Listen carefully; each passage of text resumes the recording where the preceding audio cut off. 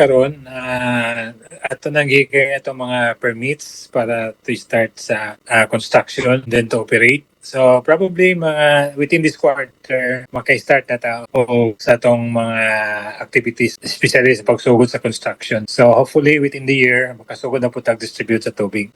Ang target ani initially is tulo lang una ka barangay, no, magsugod diri sa Patpat.